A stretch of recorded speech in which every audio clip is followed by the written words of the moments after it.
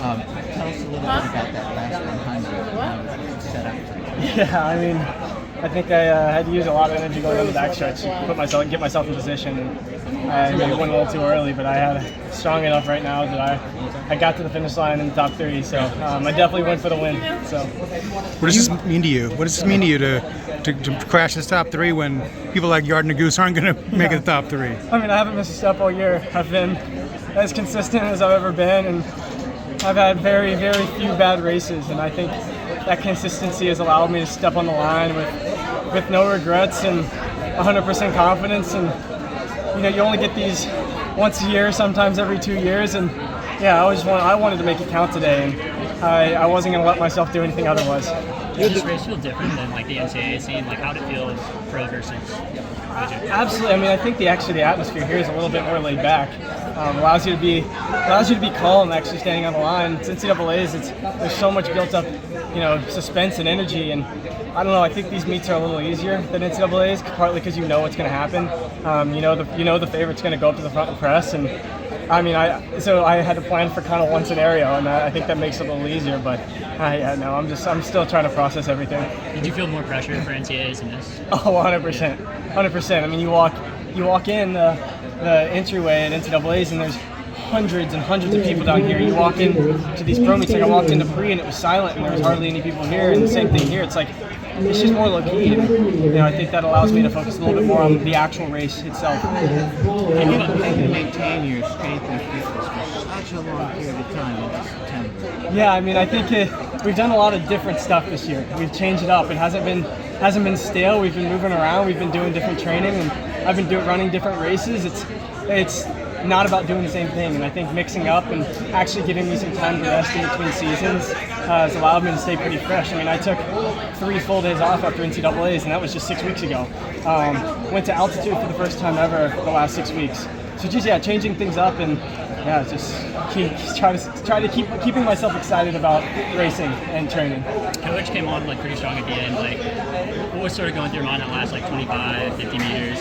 Yeah, I mean, I felt myself similar to NCAA's start tying up a little bit with 20 to go. I think I went a tad too early again, and so I was just kind of hold on. That's what I was thinking the last 20 meters. I was like, I'm in the lead. If I can hold on, I can win. And then Jonah came up behind me and passed me at the last second. But I knew I qualified, and that was obviously I wanted to win today, and that's came across the line. And right after, a little disappointed, but now I'm just super excited. Did you know who was behind you, or did you know it was Jonah? I took 1 or 2 looks, and then I saw the Under Armour uniform to my right, so I knew it was Jonah.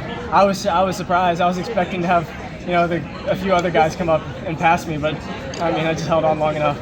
When you're running against guys like Hobbs and Cole, who are known for their amazingly strong finishes, does that go through your head at all, or are you solely focused on kind of just you and how you're finishing the race?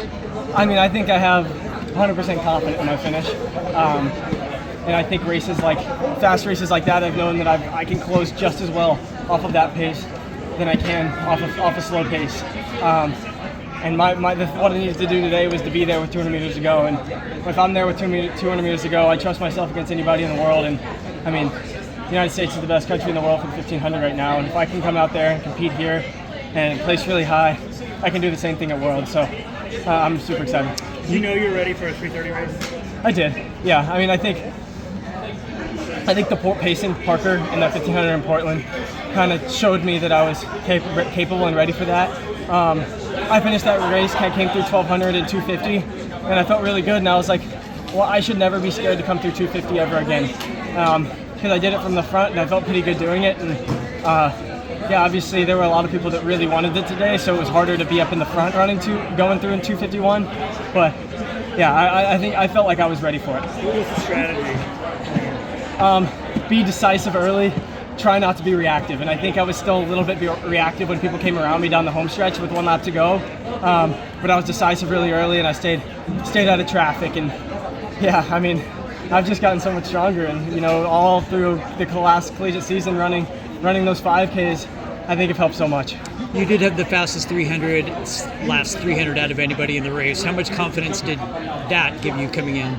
Yeah, I think that's always what I prided myself on, is my last lap, and I finally got the chance to show it and find out what I'm actually capable of today. And I'm just so excited and so grateful to be out here and this good of a good of a U.S. field, and I mean, this is the best prep for Worlds that anybody could have.